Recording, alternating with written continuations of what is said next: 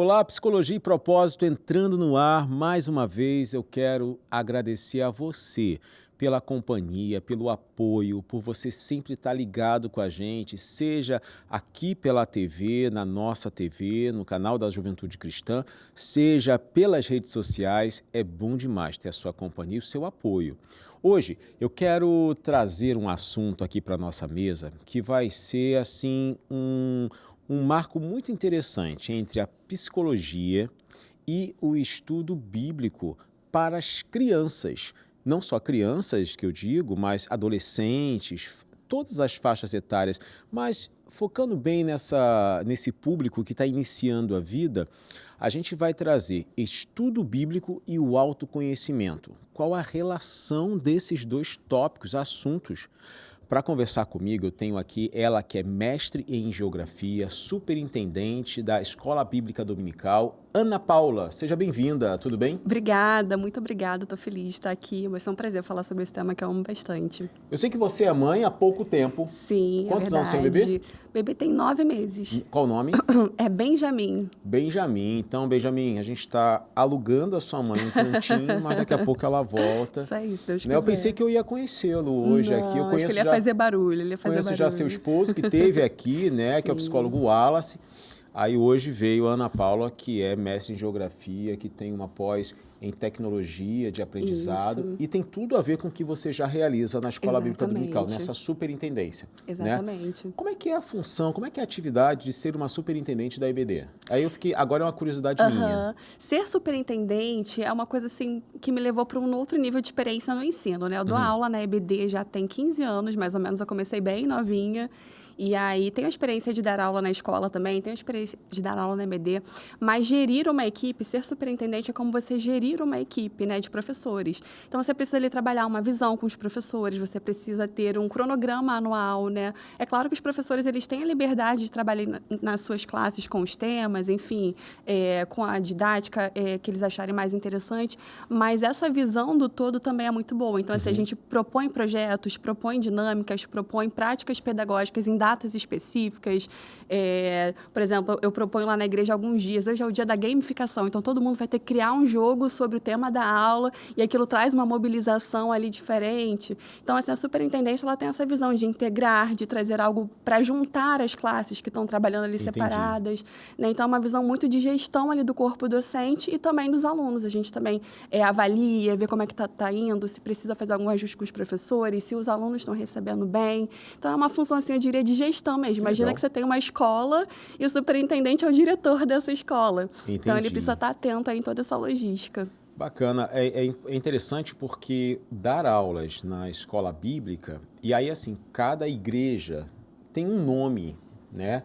Certo. Tem a Escola Bíblica Dominical, né? Tem a EBI, aqui na Igreja da Graça tem também a Escola Bíblica da Graça, e aí é EBIG, Escola Bíblica da Igreja da Graça. É muito interessante que, independente do nome que se tem, a missão é a mesma. Exato. Ensinar a palavra através de lições, de estudos, e como você trouxe essas didáticas bem programadas de atividades, feiras, exposição, temas, né? Principalmente aproveitando datas comemorativas, que é um bom engajamento. Gatilho, sim. É bem interessante porque ajuda para que os próprios professores possam também ter um jogo de cintura para realizar, porque assim, para um professor, toda semana, planejar e pensar em tudo, além da aula, é muita coisa. Com certeza, né? Essa foi uma necessidade que a gente identificou assim muito forte. Os professores precisam de uma ajuda de fora. Então, assim, a gente busca na superintendência trazer para os nossos professores uma capacitação, a gente busca fazer anualmente workshops de atualização. Por exemplo, esse ano eu vou falar com eles sobre inteligência artificial, trazer para eles ferramentas que podem ajudar no ensino. Então, assim, eu estou buscando sempre levar para eles aquilo que eles precisam, e eles são voluntários, né? Verdade. Então, assim, eles precisam dessa ajuda para estarem fazendo esse trabalho com excelência. Que interessante, muito bom. E hoje a gente vai falar exatamente sobre esse trabalho de estudo bíblico, que tem uma missão e já alcança muitos objetivos com o autoconhecimento. Antes da gente começar, tem uma frase aqui que a produção separou que eu achei muito interessante, era de Aristóteles, um filósofo grego, muita gente conhece. Ele diz assim, conhecer a si mesmo é o começo de toda a sabedoria. Embora na Bíblia a gente sabe que o temor do Senhor é o princípio da sabedoria, quando eu temo a Deus, é o princípio que eu começo a ter essa sabedoria. E quando eu conheço a mim mesmo, eu sei o que eu preciso ajustar, melhorar, às vezes puxar o freio de mão, né? A gente é cercado de emoções. Toda vez que eu estou aqui, eu falo muito sobre emoções. E, independente do assunto, o ser humano ele é dotado disso. E, às vezes, as emoções fazem a gente extrapolar o limite.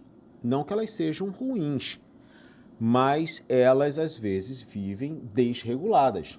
E aí eu posso ter uma raiva que, ao invés de me impulsionar para aprender mais, ou eu estou entediado, não quero fazer nada, ao invés de eu estudar, eu vou fazer outra coisa e vou perder essa oportunidade. Então, saber de si é um ponto que você consegue destravar muitos obstáculos para avançar. Por isso, esse autoconhecimento. Agora, o que o estudo bíblico pode contribuir com isso? A gente sabe que o ser humano ele é um ser biopsico socioespiritual. Então, os quatro precisam estar muito bem alinhados. Perfeito. Às vezes, quando um está bem e o outro não, você fala assim, nossa, minha vida não está muito ajustada. Dá uma olhada para ver se biologicamente você está bem, psicologicamente, emocionalmente, né, socialmente e espiritualmente. Exato. A Bíblia fala, inclusive o apóstolo Paulo, ele fala lá em Corinto, para a igreja de Corinto, que o homem deve examinar a si mesmo. Ele fala assim, examine-se o homem a si mesmo. E ele diz que se nós examinássemos a nós mesmos, nós não seríamos julgados com o mundo. E ele fala isso no contexto para uma igreja, que era a igreja de Corinto, que vivia ali vários problemas de comunhão, havia ali alguns pecados, algumas coisas que estavam fora do lugar. E o apóstolo Paulo está dizendo o seguinte, quando a gente se examina, a gente consegue se corrigir e as coisas voltam para o lugar. Porque ele continua o texto falando assim, porque vocês não se examinam, se nós examinássemos a nós mesmos, não seríamos julgados com o mundo. E é por causa disso, ele diz, é por causa disso que há entre vós muitos fracos, doentes e não poucos que dormem. Com isso, Paulo está dizendo que tem consequências de uma vida de uma pessoa que não se autoavalia. Se você não corrige aquilo que está errado, você enfraquece emocionalmente, fisicamente você adoece. Ele fala de fraqueza, de doença e de morte, inclusive. Não poucos que dormem, ele está se referindo não apenas a um sono, né, espiritual, mas a um sono físico mesmo. E o próprio apóstolo Paulo diz que também nós temos que nos apresentar com o nosso corpo, alma e espírito irrepreensíveis diante de Deus, né? Ou seja, nós temos ali 3 dimensões que estão conectadas e que a gente precisa olhar para elas, nos autoavaliar para que a gente possa ter uma vida mais equilibrada, uma vida mais feliz. E a Bíblia ela é repleta desses exemplos de referências, de valores, que vão dar para a gente um norte para que a gente possa se autoavaliar, alcançar esses padrões. Padrões de referência positiva, padrões que vão trazer para a gente valores milenares, né? Hoje se fala muito em valores milenares. Sim, verdade. A Bíblia tem valores atemporais, coisas que só vão trazer para a nossa vida melhorias na nossa vida financeira, melhorias no nosso relacionamento com os nossos filhos, melhorias conosco mesmos. Então, acho que o estudo bíblico, né, voltando para a sua pergunta, ele tem tudo a ver com autoconhecimento, né? Se você se permitir, você vai ter uma vida muito melhor a partir do estudo bíblico. Só que aí a gente entra nesse ponto, né, do se permitir. Eu tive uma experiência muito curiosa na minha graduação. Um professor de geografia, isso, na minha graduação, finalzinho da graduação, um professor muito experiente, ele chama a turma ali para fazer uma atividade de autoavaliação, só que ele pega todo mundo de surpresa. No final da disciplina, todo mundo esperando ganhar aquela nota alta, né? Fez os trabalhos, fez tudo. E ele fala, gente, esse semestre vai ser diferente. Vocês vão dar a nota de vocês. E aí é muito curioso, porque ele tinha vários objetivos ali por trás desse exercício. Algumas pessoas acharam que aquilo ali ia ser a oportunidade delas se saírem muito bem. Nossa, eu que vou me dar a minha nota? Então, eu vou me dar 10, assim, vai ser... Mas ele era professor universitário. Universitário. E não existe um professor universitário que vai dar nota mole. Verdade. É raro, é raro. Não tem, gente, não tem. Isso até acontece, às vezes, na escola. Que aí o professor dá uma força, dá uma ajudinha, né? Mas na faculdade, meu irmão, tem não. Quando você vê que o milagre é muito grande, desconfia. Desconfia, exatamente. Desconfia. Então, ele tinha um objetivo ali por trás. E aí foi muito legal esse exercício, né? Cada um foi se dando algumas notas. E aí o que eu pude perceber é que os alunos se davam notas muito elevadas. Assim, eu olhava ali, poxa, essa pessoa sempre chega atrasada, essa pessoa mal participa da aula. E a pessoa se deu 9, a pessoa se deu 9,9. Nossa, são excelentes, né? Sem esforço nenhum. Exatamente. E aí ele trouxe justamente esse exercício no final de reflexão. Porque o que se espera de uma pessoa madura é que ela tenha, de fato, a capacidade dela se autoavaliar e encarar a verdade sobre si. Quanto mais maduros nós somos, mais nós estamos abertos a encarar a verdade sobre nós mesmos. Maduros emocionalmente, maduros espiritualmente, encarar a verdade sobre nós nem sempre é fácil. Não, e é por isso que muita gente foge da terapia, Ana. Exato. Porque terapia, a psicoterapia, né, com psicólogo, no caso, é dolorosa. Porque você entra cheia de perguntas. Sim. E sai com mais perguntas ainda. Você pensa que, muitos pensam, né, que o psicólogo vai chegar e vai dizer todas as respostas que precisa, o que você deve fazer, e não é isso que a gente faz. Até porque se fosse isso, nós estaríamos vivendo a vida do paciente. É verdade. Mas nós estamos ali para mostrar a luz, para que eles percebam o caminho, às vezes o caminho de volta, o caminho de reajuste, a ressignificação do pensamento. E aí, trazendo a mensagem, a palavra, a gente tem em Romanos 12, falando para você não se conformar com este mundo, mas transformar-se com a renovação do vosso entendimento. Aí a gente vem com um braço da psicologia, que é a terapia cognitiva comportamental, que justamente vai renovar esse pensamento, a sua mente. Quando você falou que Paulo descreve corpo, alma e espírito, muitos ainda atrelam alma e espírito como uma coisa só, mas são duas coisas distintas. Até porque o próprio apóstolo Paulo diz que a palavra de Deus é uma espada cortante que consegue separar alma e espírito. Se fosse a mesma coisa, perfeito, não teria como. Exato. Espírito e alma são dois elementos diferentes que fazem parte de um só ser humano.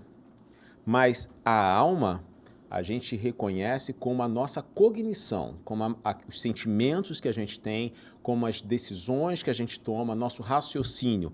Espírito é a parte do nosso corpo que faz uma ligação com Deus, tanto que o Espírito Santo fala ao nosso espírito e somos filhos de Deus. Então, gente, perfeito, muito fantástico essa organização de Deus. Da mesma forma que ele se divide Pai, Filho e Espírito Santo, ele consegue provar para a gente que nós também vivemos numa tríade, né? Exato. Corpo, alma e espírito. E os três precisam se relacionar constantemente. Tanto que quando o corpo morre, espírito e alma não morre. Mas existe uma separação ali. Perfeito. A gente vai entender melhor isso quando a gente estiver lá em cima, lá no céu. Aí eu vou perguntar muita coisa a Deus, que tem coisas que eu também não compreendo. Que ao homem não é aberto todos os segredos. Pois é. Agora, falando sobre autoconhecimento e estudo bíblico, como é que você percebe que um contribui com o outro? Conhecimento e estudo bíblico. Então, acho que a Bíblia, ela traz pra gente, como eu falei, verdades que são atemporais, referências, histórias de pessoas que superaram desafios, que enfrentaram medos.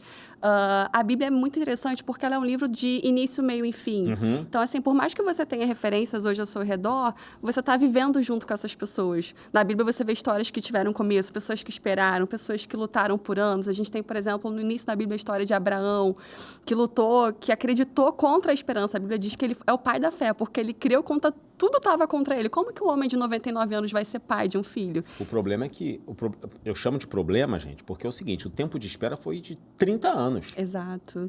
E para você hoje acompanhar a história de uma pessoa que recebeu não vou falar nenhuma promessa, algo espiritual, vou falar uma nota promissória.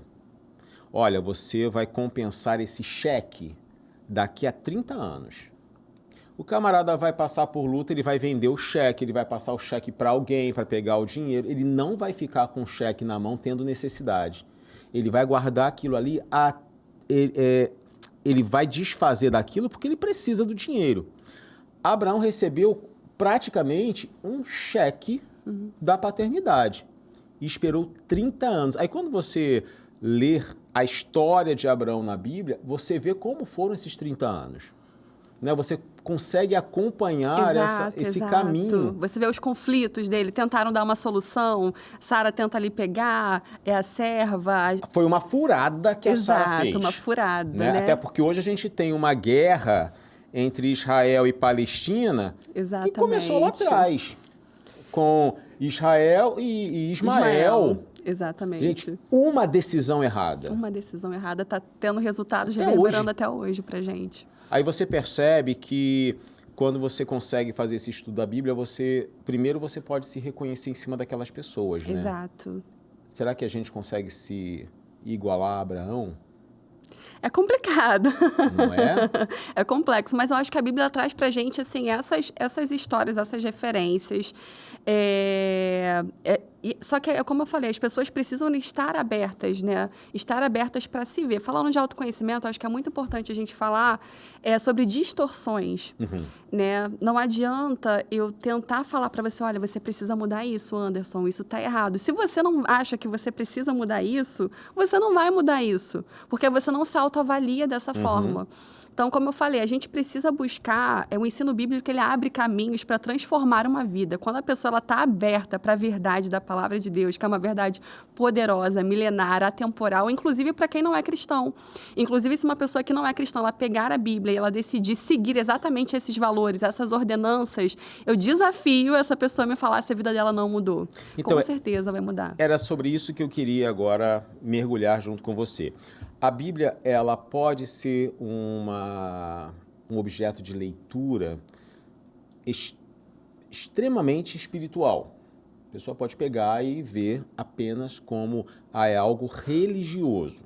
Mas também pode ser um método sistemático e de conhecimento comum humano. Sem dúvida, sem dúvida. A Bíblia é um livro histórico, né, inclusive.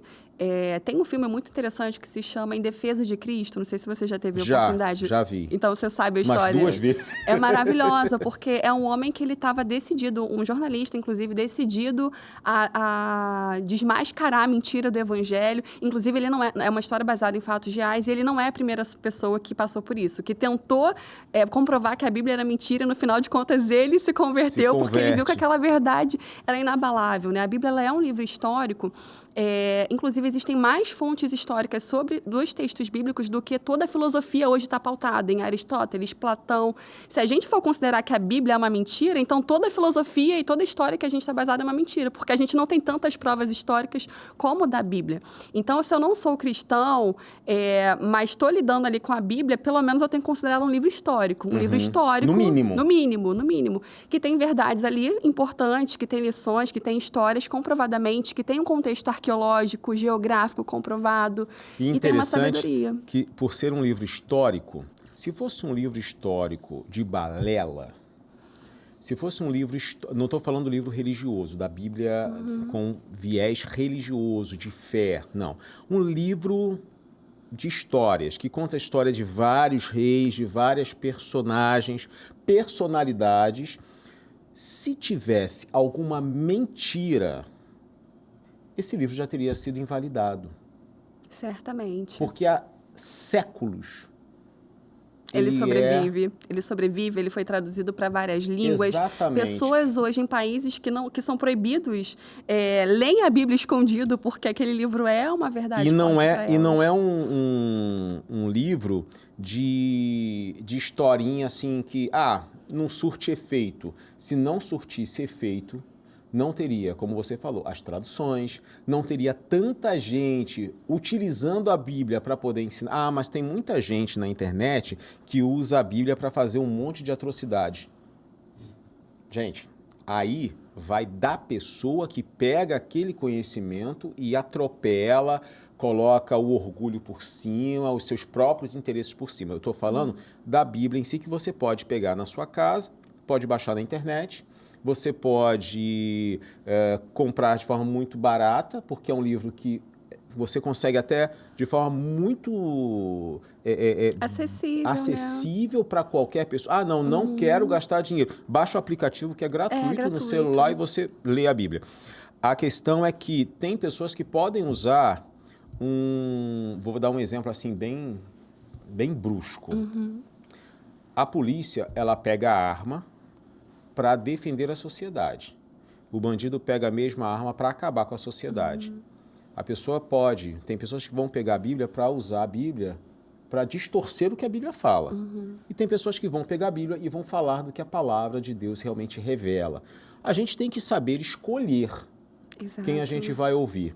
Mas esse não é o nosso teor da mesa, porque senão a gente vai entrar num papo aqui que não vai ter volta. É verdade. Agora, conforme você lê, conforme você estuda, você também se conhece nas leituras. Certamente. Se você pudesse, Anderson, se eu te falasse o seguinte, Anderson, esse livro aqui, ele tem os conselhos do homem comprovadamente mais sábio do mundo. Pessoas vieram de vários reinos para ver os conselhos desse homem. Você gostaria de ler esse livro para aprender um pouco? Acredito que você responderia que sim. A Bíblia tem livros escritos pelo homem considerado mais sábio do mundo, que foi o rei Salomão. Eu sou apaixonada pelo livro de Provérbios. O livro de Provérbios, se você talvez tenha dificuldade de entender a leitura bíblica, ele é um livro extremamente acessível, prático para os dias de hoje. E ele tem uma sabedoria impregnada ali muito grande para decisões, para posicionamentos, para educação de filhos. Ele fala de tudo, de dinheiro.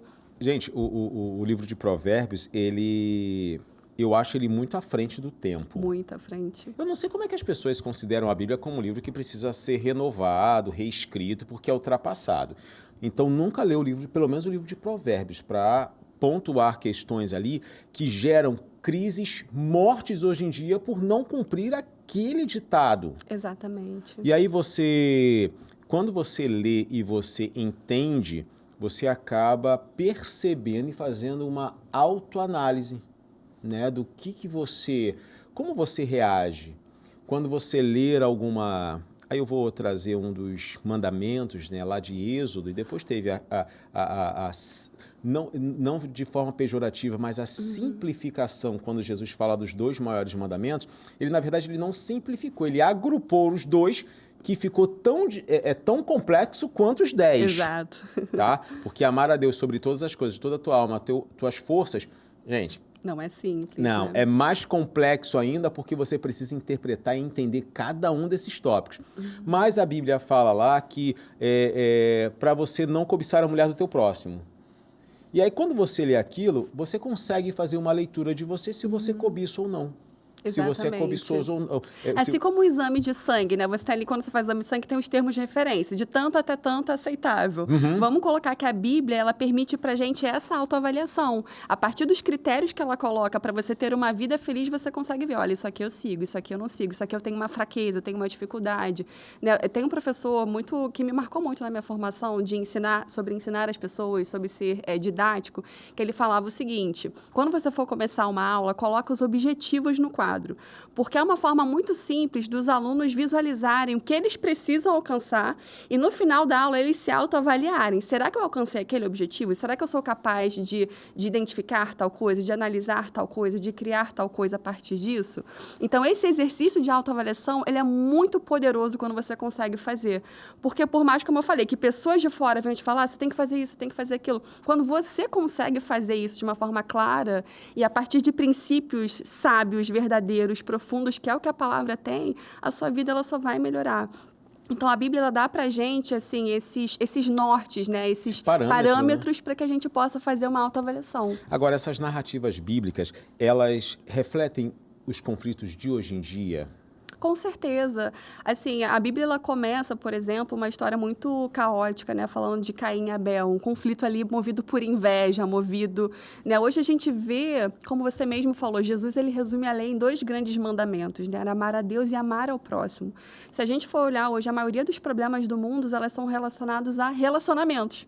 Eles estão relacionados com a nossa incapacidade de dialogar, são guerras, é a ganância do homem, é o desejo por ter mais, são as desigualdades, tudo está ligado que é relacionamentos, né? Então, se a gente colocasse isso em prática, o mundo seria muito melhor, Sim. né? Isso começa na nossa família. A gente tem um microcosmos daquilo que Jesus nos ensinou nas nossas famílias. Quando a gente consegue implementar ali na nossa família, a gente tem um pedacinho do céu, né? A gente tem ali um núcleo onde a gente vive um pouco. A igreja também é um pouco desse núcleo, né?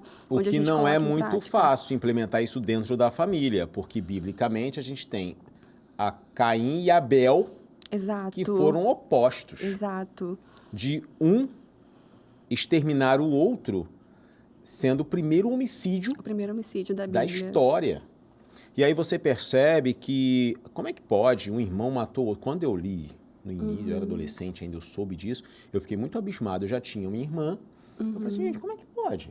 O camarada matou o outro, porque Deus não se agradou da oferta dele, mas se agradou da oferta do outro, movido por inveja. E aquilo, para mim, era inadmissível. Aí passaram-se alguns anos, e aí no jornal é o que a gente vê com muita frequência. Exatamente. Então, assim, a Bíblia, como você perguntou, né? A Bíblia revela os conflitos humanos. Eu diria que todos eles, né? O conflito de relacionamentos, conflitos de inveja, conflitos relacionados ao casamento, né? O padrão que Deus estabelece de fidelidade. Hoje a gente vê o mundo negociando completamente isso.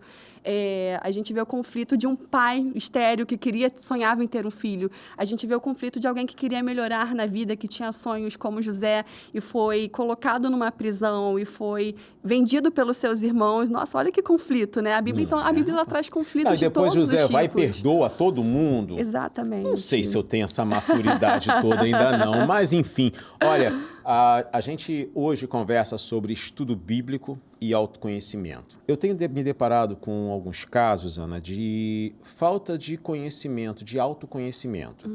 Pessoas que passaram a vida inteira tomando pedradas, algumas com mães narcisistas, outros com problemas de relacionamento, pai que abandona, filhos que não conseguem entender por que agem daquela forma, elaboram esquemas de vida e depois, quando você para e pergunta, me fala sobre você, a pessoa consegue falar, eu sou mãe de 2 filhos, eu sou formada em administração, eu trabalho de segunda a sexta. Sim, isso é tudo que você faz. Mas e você? Parece que com o passar do tempo, a gente vai tendo relações interpessoais, né, conhecendo pessoas, e quando a gente conhece alguém, existe uma troca. A gente nunca é a mesma pessoa depois de um evento. Por exemplo, quando eu cheguei aqui para gravar esse programa, o podcast com a Ana Paula, eu era um. Depois da conversa que a gente tem, eu agrego informações e eu sou outra pessoa. Talvez com pequenas mudanças, mas são essas pequenas mudanças que vão fazendo a gente se desenvolver. E é exatamente esse desenvolvimento, quando você não faz de forma controlada ou com observação, você acaba se perdendo. E aí a gente vem com o estudo bíblico que permite você voltar a olhar para Deus e para você. Porque no momento em que eu olho para Deus, eu preciso estabelecer o caminho. Eu sei que Cristo é o caminho. Ele é o caminho, a verdade e a vida. Eu sei que Ele é o caminho. Então eu preciso me alinhar a esse caminho. E quando eu tenho que me alinhar, eu preciso me observar.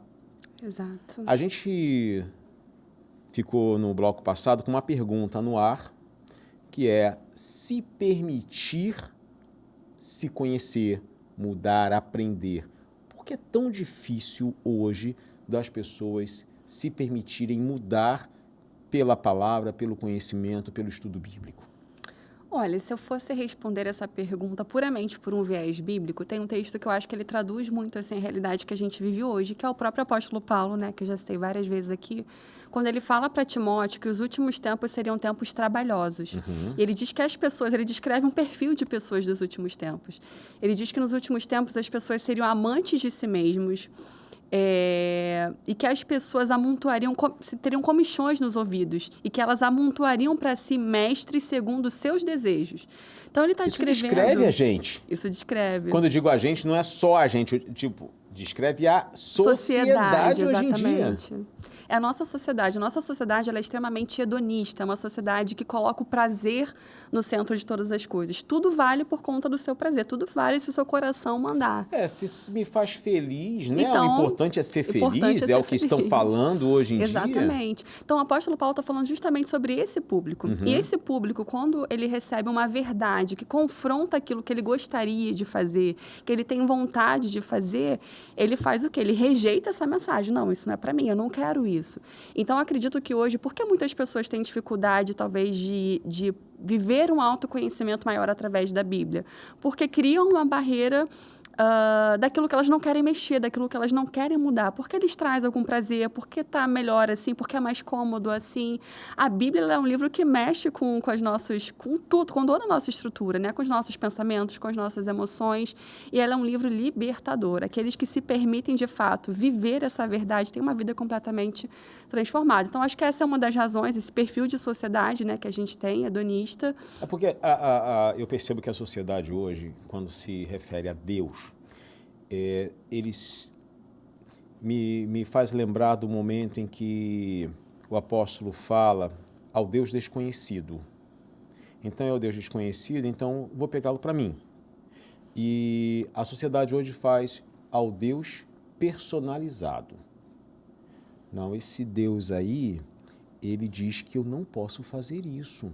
Mas, gente, a vida não tem como não extrapolar no namoro hoje em dia. Isso é coisa do passado. Então, não, isso daí não dá para mim, mas eu sou de Deus. Uhum. Não, a Bíblia fala sobre fidelidade conjugal. Não, mas, gente, olha, minha esposa fez isso comigo, ela me traiu, a gente continuou casado, mas agora também eu tenho que ser feliz. Eu vou trair e vou continuar casado. Mas eu sou cristão. E aí você percebe que eu pego aquilo que me convém e aí eu faço um Deus personalizado para mim. Porque esse Deus que me permite dizer que eu sou cristão, ele não vai me condenar por ser adúltero. Porque eu coloquei as minhas vontades e personalizei esse Deus. Esse Deus, ele entende o porquê que eu faço isso. E aí, dessa forma, gente, criamos muitos obstáculos, primeiro, para esse autoconhecimento. Porque quando você não se conhece, você não sabe reconhecer os seus próprios valores. E uma pessoa que não vê ou não reconhece os seus valores vai estar sujeito a tudo. Porque ele vai romper não tudo aquilo limite, que né? é importante para ele. Uhum. Quando você faz numa clínica a atividade sobre valores, você sempre vê os melhores valores, bonitos. Você pede, olha, faz uma lista de 5 valores para você que não tem como abrir mão. Lealdade. Tá lá, é muito bonito. Mas no relacionamento, entre amigos, num negócio, não é leal. Mas a lealdade é um valor. Que valor é esse que não está em prática? Né?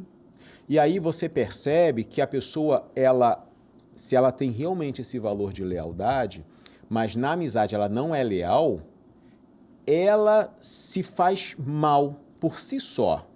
Porque é como se ela tivesse uma coisa que ela não pode cometer e ela comete e fica uma guerra interna. Ela se sente mal, mas faz, se justifica, mas continua fazendo e se sente mal e fica nesse círculo vicioso. E é dessa forma que os valores vão se perdendo. Como você falou, né? Como Paulo descreveu, olha, as pessoas vão estar voltadas para elas mesmas. Amantes de si mesmo, né? E eu acho que uma outra questão também que influencia muito essa questão da barreira, né? Porque as pessoas não têm essa dificuldade. Uma é essa, colocar o eu acima de tudo. Então, fica uma dica para quem está em casa, talvez, esteja aberto a encarar a verdade sobre si.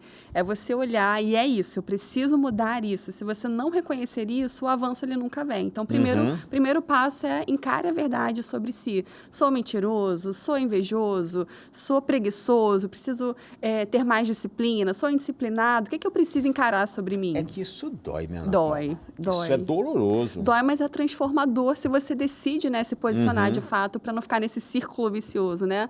E a segunda dica que eu traria é, eu vi um especialista em autoconhecimento falar que é muito importante, que você não conhece a ilha estando só na ilha.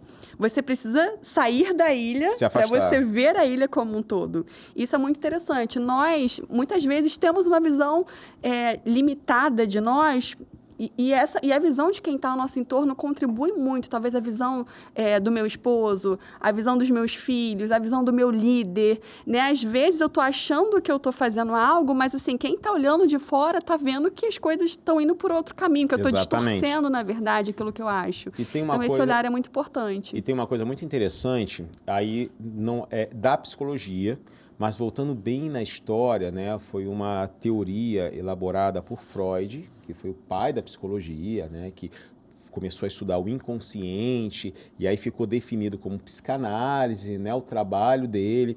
Alguns permaneceram na psicanálise, outros teóricos foram desenvolvendo outras abordagens, estudando o ser humano. E uma das coisas que Freud trouxe é muito interessante que ele coloca o ser humano dentro de vou falar de um cômodo quadrado com duas paredes transversais, dividindo o quadrado em 4. Uma é aquilo que eu vejo de mim mesmo. Outro é aquilo que as pessoas veem de mim. O terceiro é aquilo que eu quero mostrar para as pessoas. E o quarto é aquilo que nem eu vejo de mim. Então, quando você fala isso, me afastar da ilha, me faz retornar a essa teoria de Freud, né, de fazer essa divisão do ser humano, que eu posso, se eu for me ver apenas pelo meu espelho, eu vou só ver, nossa, eu sou realmente bacana, consigo resolver os problemas, cometo umas falhas, mas todo mundo tem sua justificativa, gente. Todo mundo tem desculpas pela besteira que faz. Verdade. Até se você chegar num presídio e perguntar para um homicida se ele tem um motivo do porquê ele matou, ele vai falar assim, porque eu estava embriagado, ele me perturbou, eu fui lá e matei. Tá certo, não tá? É a lei que vai dizer, eu não estou aqui para julgar ninguém, embora a gente saiba que homicídio é pecado e é contra a lei. Mas para ele tem um motivo. Tá lá. Então, se eu for me ver apenas pelo meu espelho, eu vou justificar todos os meus defeitos, todas as minhas qualidades, tudo que eu faço, tudo que eu sou. Mas tem a outra parte, que é o que eu mostro para as pessoas. Talvez em casa você é mas na rua ou no trabalho você é outra pessoa. Em casa você é agressivo, na rua você é simpático, uma pessoa agradável, empática, se preocupa com todo mundo, se tenta ajudar qualquer pessoa em situação de rua, mas em casa deixa a família com fome porque não é de acordo com as coisas que uma mulher está fazendo. Aí tem a parte que as pessoas veem. Nossa, esse cara aí, parece duas caras. Esse daí é meio falso. Esse cara aí me soa desonestidade. E tem aquela parte, nossa, que a gente não vê. Que é o motivador para as nossas ações. Que a gente já na TCC chama das crenças centrais que a gente não percebe. Mas que me fazem agir de certas maneiras. E essa parte só tem 3 pessoas que conseguem te ajudar a ver. Primeiro é Deus, que consegue revelar através da palavra dele e vai te mostrando essas coisas. Porque, gente, não sei você de casa, Ana, me corrija se eu estiver errado, tem momento que você vai para um estudo bíblico ou para um culto e parece que o pastor, ele tá com um espetinho que vai bem na ferida. Sim, parece que ele sabe tudo ali que você tá. Exatamente, só que aí tem dia que ele bota o espeto e gira para sangrar um pouco mais, para a gente acordar. A segunda pessoa que pode te ajudar a enxergar isso é o seu terapeuta, porque ele vai te fazer questionamentos para que você se perceba, para que você se conheça. E a terceira pessoa é você, mas você precisa estar lá. Você precisa querer esse processo também, né? Exato. Aí essas duas pessoas, Deus... Não estou comparando terapeuta com Deus não, tá, gente? É incomparável isso. Estou falando que humanamente... E é fundamental, sabia, Anderson? O terapeuta, ele consegue te ajudar, mas ele não consegue mudar você. O máximo que o terapeuta vai fazer é abrir algumas janelas para você ver. Agora, é você quem precisa fazer. A terapia, inclusive, mudou a minha vida. Eu tinha muito preconceito com terapia quando eu era adolescente ainda, né? Até porque quando eu era adolescente, hoje eu tenho 32 anos, na época eu tinha 14 anos. Hoje ainda existe preconceito, né, de algumas pessoas, mas na época, então há 15 anos atrás... Era muito maior. Era muito maior. Então, qualquer coisa relacionada à saúde mental, as pessoas logo falavam, tá maluco, vai no psiquiatra, vai no psicólogo, só quem é maluco. É Então, esse verdade. tipo de discurso, inclusive na igreja, você vê muitas pessoas que às vezes têm um pouco de preconceito porque elas focam só na dimensão espiritual. Elas esquecem do que o apóstolo Paulo fala, né? Do corpo, alma e espírito. Enquanto não cristão ou não crente ou não evangélico encara qualquer coisa de saúde mental como esquizofrenia, olha, é maluco. Vai no psiquiatra? Tá maluco. Uma vez eu fui fazer um exame num hospital aqui no Rio de Janeiro, em Botafogo, e é conhecido como Pinel, por conta do fundador. Fundador não, é uma homenagem ao grande especialista, neurologista, né, Pinel e tudo mais. E aí, eu fui fazer um exame no nervo, que só fazia lá na época que eu fui fazer. Só que eu não era adolescente, eu já era maior, tinha uns 20 anos, não sabia andar nada no Rio de Janeiro, eu fui de ônibus. Quando eu desci, eu falei assim, você sabe onde é o hospital tal? Aí ele falou assim, esse aqui da frente. Você vê como é que eu não conhecia nada da cidade. Sim. Aí ele falou assim, você vai fazer curso? Eu falei, não, eu vou fazer um exame. Ele falou assim, por que tá ouvindo vozes? Meu Deus. Só isso, porque Sim, já tem essa ideia. a mentalidade de quem Essa não é ideia. evangélico é que o problema quando você vai no psicólogo, no psiquiatra, e às vezes até em neurologista, é porque tá com os nervos, tá ficando doido, maluco. Gente, tem nada a ver isso. Exatamente. Agora, para o evangélico, mais de 70% faz uma leitura de qualquer questão de saúde mental à espiritualidade. É uma entidade, é uma possessão, é uma obsessão, nunca é uma doença. Exatamente. E aí, nessa época, há 15 anos, era. Exatamente. Eu lidei muito com essa dificuldade. Eu sofria muito ali com ansiedade, com algumas questões internas, porque meus pais sempre foram muito amorosos, foram referências, mas eles mesmos vieram de um lar onde não tinha tanto diálogo. Então, a gente veio de uma família onde a gente não tinha esse costume de conversar sobre o que a gente sentia, sobre o que a gente pensava. Então, todos os meus conflitos ali, eu tentava resolver eles sozinha, até que isso, na adolescência, né, a gente tem até... Eu acho que é o Jonathan Haidt, que é um psicólogo social, ele tem um livro Geração Ansiosa, não sei se você já teve a oportunidade, é um livro extremamente maravilhoso. E ele fala um pouquinho que a adolescência ela é esse momento que o nosso cérebro está passando por muitas transformações, é muito comum adolescentes terem esse problema, e eu hoje lendo, né, sobre isso, entendo que eu passei por esse processo ali de muita ansiedade, enfim. E aí, precisei recorrer a um psicólogo na época. Eu lembro que eu tinha muito preconceito daquilo, tipo, eu não quero passar por isso, eu não quero. Mas eu lembro exatamente do dia que eu fui ali no consultório da psicóloga e como aquilo ali me libertou, assim, na primeira oportunidade que eu tive de conversar com ela e de falar, de colocar para fora coisas que eu guardava. Aquilo ali, para mim, foi libertador. Então, assim, para mim, é fundamental o autoconhecimento, você, de fato, estar aberto para isso. E eu percebi o seguinte, que eu não me conhecia, né? A gente está falando de autoconhecimento. Ali, com 14 anos, eu cheguei à seguinte conclusão, eu não me conheço. Eu li um livro do Augusto Cury, que ele falava de tipos de eu. E tem um tipo de eu que ele descrevia como eu viajante. E eu me identifiquei naquele tipo de eu. Eu era um eu viajante. O que é um eu viajante? É um eu que está levando a vida e vai tomando decisões ali, não reflete sobre si, não tem essa... E eu lembro que ali na primeira sessão ela fazia algumas perguntas, mas quando vem esse pensamento? Mas quando isso acontece? Cara, eu nunca refleti sobre isso. Como assim quando vem esse pensamento? Eu não sei, eu nunca pensei sobre mim, assim, Que pensamento que vem na sua cabeça? Assim... Exatamente. Eu só fiquei com raiva. Exatamente. Então, assim, foi libertador, assim, para mim, poder ter alguém para me ajudar nesse processo. E deixa aí minha mensagem também. Eu acho que você pontuou muito bem, né, nesse processo de autoconhecimento. A gente tem Deus acima de tudo. E se a gente está aberto para isso, Deus, ele vai falar conosco de diferentes formas. Até porque na oração, na palavra. Tem pessoas que não vão conseguir ter um atendimento terapêutico. Sim.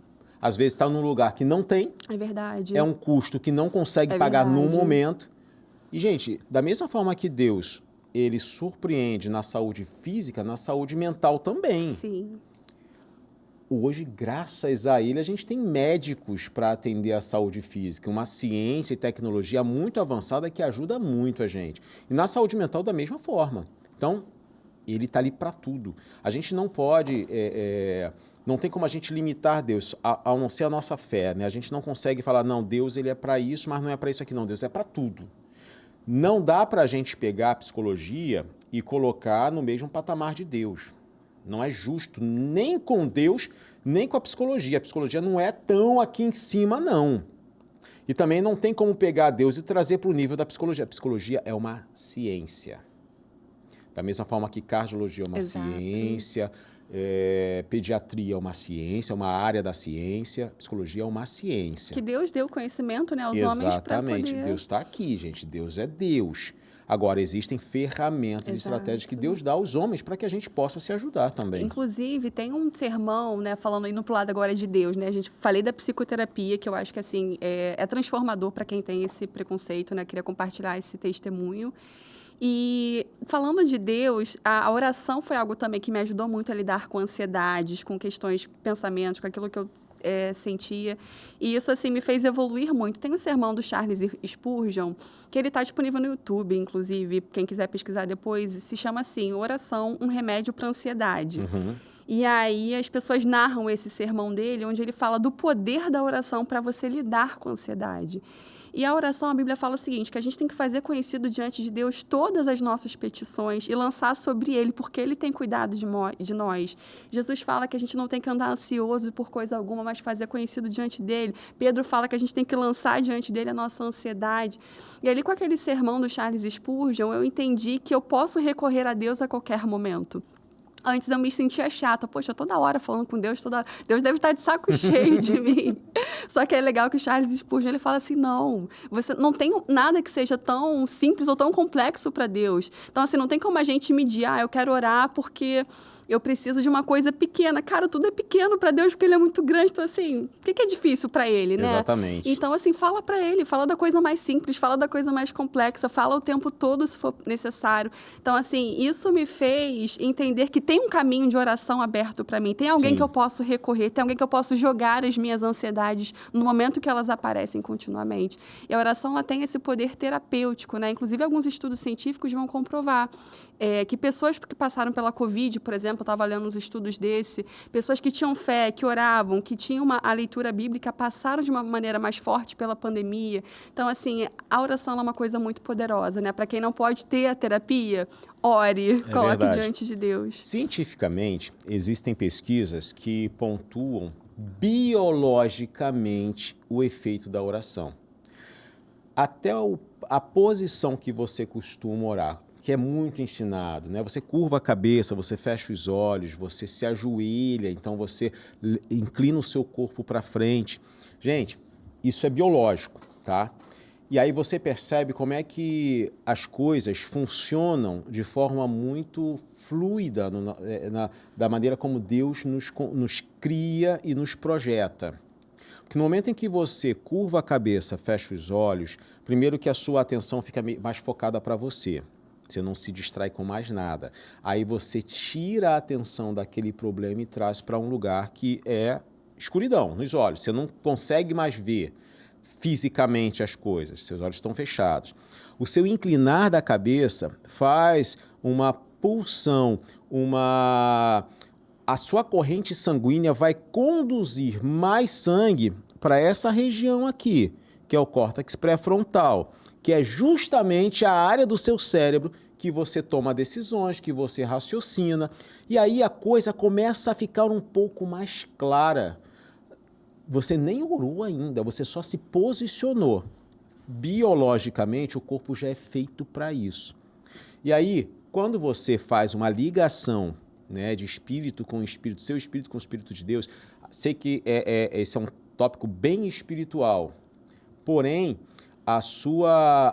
o seu cérebro vai começar a liberar neurotransmissores que te dão mais tranquilidade.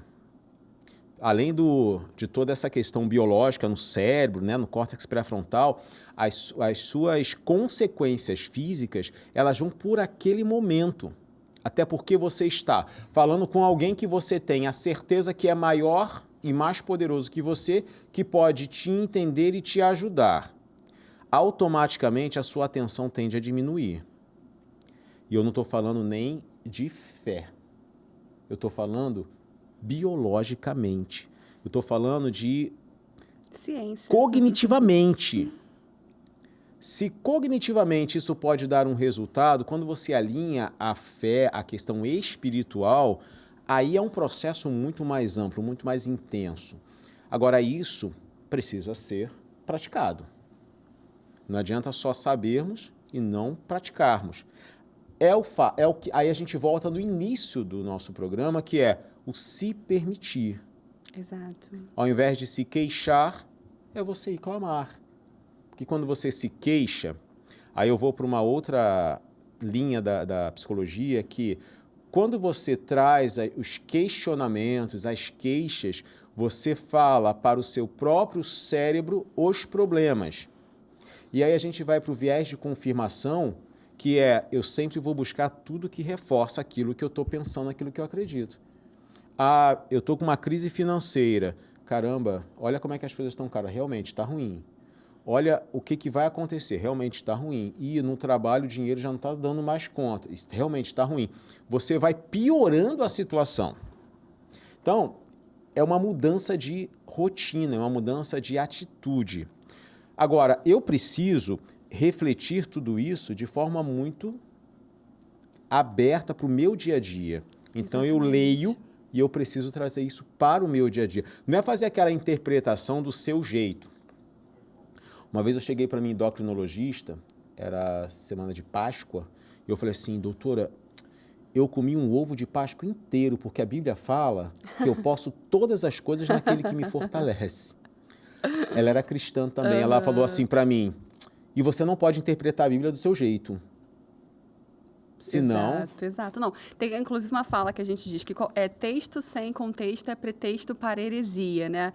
Tudo tem um contexto ali certo para que você possa fazer hermenêutica desse texto bíblico, entender o contexto adequado, senão é o que você falou, qualquer um... E é o que muitas pessoas fazem hoje, né? As pessoas pegam, como você falou, as verdades que elas querem, é uma Bíblia self-service. Aquilo que eu quero, a gente retira, a gente pega, aquilo que eu não quero está atrasado, precisa ser atualizado. Então, assim, não é assim que funciona, né? Exatamente. Tem um contexto e esse contexto é fundamental. Depois dessa, eu nunca mais comi um ovo de Páscoa inteiro. Imagino. Esse jab direto que eu tomei. Mas olha, Ana Paula, foi muito bom. Muito bom. Estar aqui com você. Prazer. Nosso tempo estourou, mas a gente sabe que falar de estudo bíblico e autoconhecimento são duas coisas que caminham muito juntas. Porque conforme você vai estudando, você estuda a Bíblia fala sobre você. Fala sobre Deus e fala sobre você, fala sobre seus irmãos. Então, não tem como a gente separar uma coisa da outra, né? Tanto que, só para trazer esse vídeo que rolou na internet, que é uma pesquisa, dizendo que pessoas que oravam tantas vezes por semana tinham ações e atitudes diferenciadas. Quem lia a Bíblia 3 vezes na semana conseguia diminuir a quantidade de acesso à pornografia, conseguia diminuir a agressividade por conta do acesso. E aí percebe, se muda o comportamento é porque se percebeu que tinha que mudar alguma coisa. Então, eu quero desejar muito sucesso para a EBD. Eu sei que está há décadas já, né? E tem dado grandes resultados por conta do que é ensinado, da maneira como é ensinada, mas eu quero desejar muito sucesso ao trabalho que você realiza com toda a sua equipe, com todos os professores, para que a gente consiga continuar colhendo esses frutos. Amém. E obrigado por estar aqui com a gente. Amém. Foi um prazer, uma honra enorme poder participar aqui desse programa, aprender com você também, né? Porque é uma conversa, uma troca, então aqui te ouvindo também. Aprendi coisa pra caramba hoje. Te ouvindo também, fui aprendendo, fui refletindo. E é isso, a EBD, o ensino bíblico, ele é algo poderoso. Então, assim, você que está assistindo a gente, se permita, né? Evoluir através do conhecimento bíblico. Queria deixar aqui também um convite para o evento. Sim. A gente está organizando uma feira temática. Esse ano a gente vai estar falando da história das Assembleias de Deus no Brasil, o poder da Assembleia, enfim, e da sua cultura no meio popular. Então, você que tem interesse em estar sabendo mais desse evento, ele vai acontecer dia 30 de novembro, na Assembleia de Deus Monte das Oliveiras. E aí eu vou deixar minhas redes também. Por favor. Estou aproveitando aqui o programa para inaugurar uma rede que é o projeto EBD para Todos. O projeto EBD para Todos tem justamente esse propósito de pegar esse aprendizado desses anos todos com a EBD e colocar ali na internet para que as pessoas que dão aula, para que outros professores de ensino bíblico, não somente escola bíblica dominical, possam ter acesso. Então, assim, se você é professor, se você tem interesse em aprender mais sobre como conduzir estudos bíblicos, segue a gente lá, tem @ no Instagram, tem no YouTube também, projeto EBD para Todos, e o meu Instagram pessoal, Aninha Moraes Lima. Obrigada. Obrigado, Ana. Sucesso cada vez maior agora com essa nova proposta do EBD para Todos. Muito legal. Estarei curtindo também. E você de casa, foi muito bom ter a sua companhia. Me segue lá, Anderson Nascimento Oficial. Vai ser um prazer ter a sua pergunta, seu questionamento. Eu sempre faço comentários e vídeos sobre neurodivergências. Fique muito à vontade para deixar lá sua dúvida ou algum assunto que você quer que a gente aborde, que a gente se prepara lá para fazer. Deus abençoe você, foi um prazer ter a sua audiência aqui no nosso programa de hoje. E esse foi mais um Psicologia e Propósito. Tchau!